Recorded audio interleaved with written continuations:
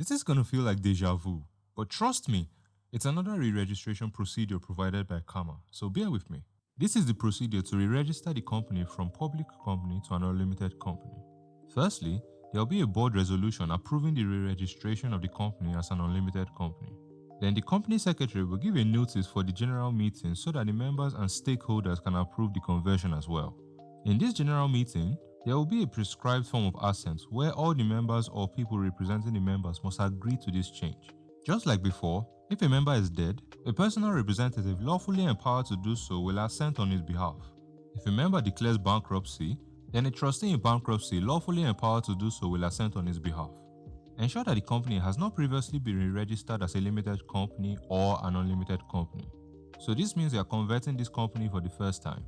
If it were a private limited company before, and then you converted it to a public limited company, you won't be able to convert it to an unlimited company.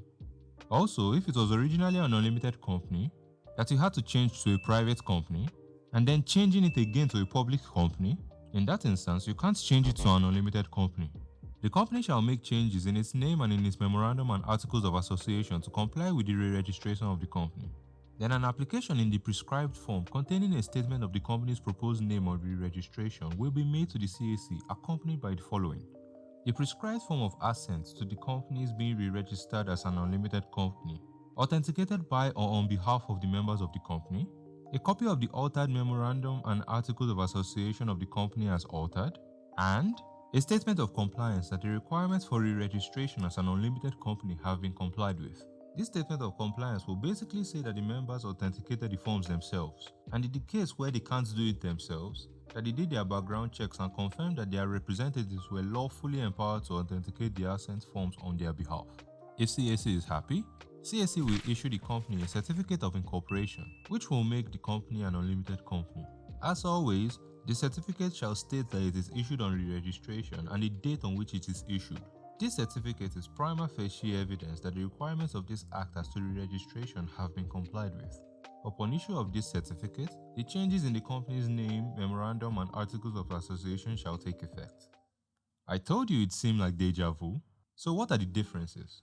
Well, one difference is that the certificate of incorporation for re-registration from a private limited company to an unlimited company is conclusive evidence.